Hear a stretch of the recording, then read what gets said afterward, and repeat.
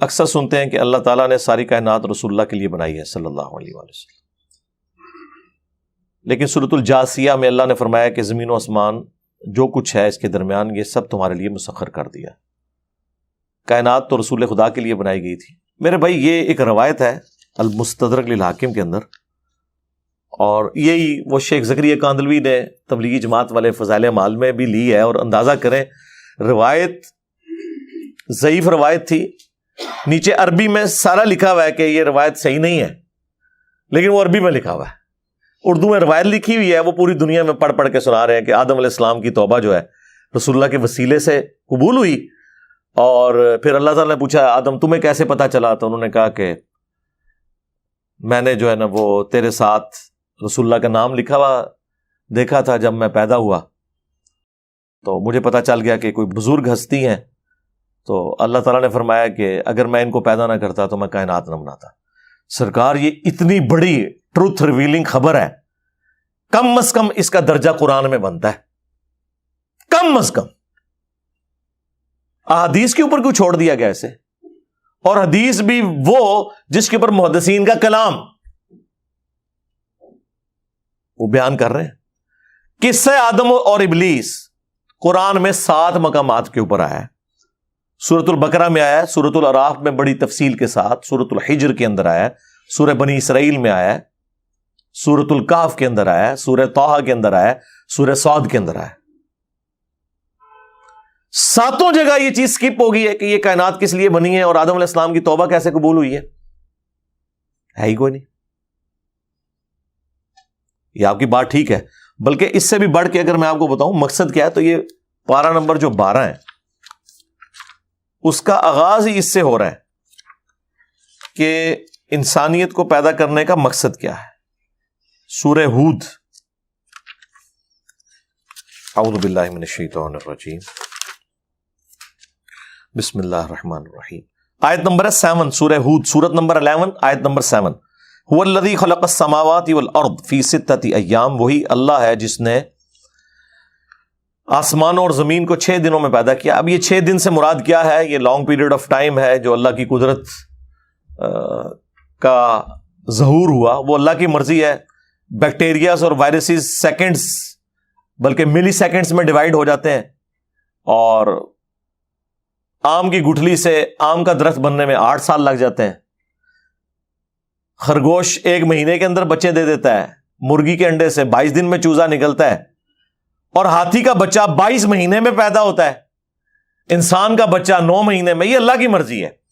تو کائنات کو اللہ تعالیٰ چاہے تو آنے واحد میں بھی پیدا کر سکتا ہے، یہ اللہ کی حکمت ہے۔ وَكَانَ عَرْشُهُ عَلَى الْمَاءِ، اور اس کا عرش اس وقت پانی پر تھا۔ لِيَبْلُوَكُمْ أَيُّكُمْ أَحْسَنُ عَمَلًا، اور یہ اس نے اس لیے کیا تاکہ جانچے تم میں سے کون اچھے اعمال کرتا ہے۔ اللہ تعالیٰ فرما رہا ہے کہ یہ ساری کائنات کو پیدا کرنے کا مقصد کیا ہے؟ کہ جانچا جائے کہ تم میں سے کون اچھے اعمال کرتا ہے۔ تو یہ بالکل واضح ہے، وَمَا خَلَقْتُ الْجِنَّ وَالْإِنسَ إِلَّا لِيَعْبُدُونَ، ہم نے جنوں اور انسانوں کو اس لیے پیدا کیا تاکہ وہ ہماری عبادت کریں۔ عبادت میں حقوق اللہ، حقوق العباد دونوں شامل ہیں۔ نماز پڑھے نہیں، عبادت، ٹوٹل اوبیڈینس، بندے بن کے رہیں۔ تو قرآن بالکل اپنے اس میسج کے اندر واضح ہے کہ اللہ تعالیٰ نے یہ سارا کا سارا نظام کیوں کیا۔ ہاں یہ بات ٹھیک ہے، یہ ساری کائنات انسان کے لیے پیدا ہوئی اس حوالے سے کہ اللہ تعالیٰ نے انسانیت کی خدمت میں لگا دیا ان چیزوں کو، یعنی نبی علیہ السلام کے لیے نہیں، بلکہ اللہ تعالیٰ کی کریشن کا کلائمیکس جو انسانیت کو اللہ نے پیدا کر کے جانچنا تھا، اس کے لیے یہ ساری سٹیج بنائی گئی۔ اس میں اگر آپ کہتے ہیں تو وہ پھر ہر انسان کے لیے کائنات بنی ہے، ان معنوں میں اگر آپ کہنا چاہتے ہیں تو الگ۔ اگر آپ ڈسیزن کی بات کرتے ہیں کہ یہ اللہ نے ڈسیزن کیوں کیا، تو وہ یہ ہے کہ اللہ تعالیٰ ایسی مخلوق پیدا فرمانا چاہتا تھا جو اپنی مرضی سے خدا کو چوز کرے۔ میں اکثر کہتا ہوں کہ حضرت جبرائیل علیہ السلام بھی اگر مجھے کہنا کہ انجینئر صاحب آپ اپنا ایمان میرے ساتھ ایکسچینج کر لیں، تو میں کہوں گا کہ نہیں، تم نے اللہ کو مانا ہے اللہ کی مرضی سے، اور میں نے گاڈ کو چوز کیا اپنی مرضی سے، میں اپنا ایمان ایکسچینج نہیں کروں گا۔ انسانیت کے پاس سب سے بڑی اسٹرینتھ یہ ہے کہ اللہ نے اسے حق اور باطل کی تمیز دی، فَأَلْهَمَهَا فُجُورَهَا وَتَقْوَاهَا، اس کے باوجود اس نے خدا کا خوف رکھتے ہوئے اللہ کا راستہ اختیار کیا کہ میں نے اپنے کریٹر کو جواب دہ ہونا ہے۔ یہ وہ خوبی ہے جو کسی فرشتے کو بھی حاصل نہیں ہے۔ تو انسانیت کو ناز ہے اس چیز کے اوپر، ہونا چاہیے۔ باقی جذباتی باتیں ہیں جی، نبی علیہ السلام کے ساتھ وہ چیز منسوب کرتے ہیں۔ جب ہم کہتے ہیں یار یہ اتنا بڑا ٹروتھ تھا کہ آدم علیہ السلام کی توبہ رسول اللہ کے وسیلے سے قبول ہوئی، اور وہاں پہ اللہ تعالیٰ نے فرمایا کہ اگر میں نبی کو پیدا نہ کرتا، یہ کائنات نہ پیدا کرتا، یہ باتیں جذباتی طور پہ تو بکتی ہیں، اور جو بندہ اس کے بارے میں گفتگو کرتا ہے اسے گستاخ کہہ دیتے ہیں۔ تو ان کے لیے پھر میں نے ہی پھکی تیار کی ہوئی ہے، کیا عیسیٰ ابن مریم کو اللہ کا بندہ کہنا عیسیٰ ابن مریم کی گستاخی ہے؟ کرسچن سے پوچھیں وہ تو کہیں گے گستاخی ہے، وہ کہتے ہیں کم از کم خدا یا خدا کا بیٹا کہو۔ ان کی تو تسلی نہیں نہ ہو رہی، تو کیا ہم نے کرسچنز کی تسلی کروانی ہے یا ہم نے وہ بات ماننی ہے جو اللہ تعالیٰ نے وحی کے اندر بیان کی ہے؟ اللہ تعالیٰ فرماتا ہے لقد کفر الذین قالوا ان اللہ هو المسیح ابن مریم، بے شک وہ کھلا کفر کر رہے ہیں کہ جو کہہ رہے ہیں کہ عیسیٰ ابن مریم ہی اللہ ہے۔ وقال المسیح، جبکہ مسیح تو خود کہا کرتے تھے یا بنی اسرائیل، اے اولاد یعقوب، اعبدوا اللہ ربی و ربکم، عبادت کرو اس اکیلے اللہ کی جو میرا بھی رب ہے اور تمہارا بھی رب ہے۔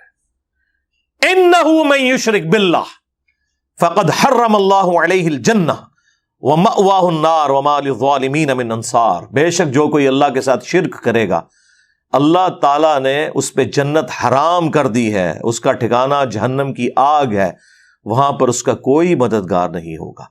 عیسیٰ ابن مریم کی صفائی اللہ تعالیٰ دے رہا ہے کہ وہ تو موحد تھے، انہوں نے کبھی شرک کی تعلیم نہیں دی، لیکن منوائیں کرسچنز کو، وہ کہیں گے نہیں ہم تو نہیں، یہ تو آپ شان گھٹا رہے ہیں۔ تو سرکار جو کچھ آپ سوچتے ہیں دوسرے بھی یہی کچھ سوچتے ہیں، اور آپ کے نبی نے کیا فرمایا؟ صحیح بخاری میں حدیث ہے، دیکھنا میری شان کو اس طرح بلند نہ کرنا جس طرح نصارہ نے اپنے پیغمبر کو بڑھا دیا تھا۔ میں اللہ کا بندہ اور اس کا رسول ہوں، مجھے اللہ کا بندہ اور اس کا رسول ہی کہنا۔ نماز میں ہم یہی کہتے ہیں محمدن عبدہ ورسولہ۔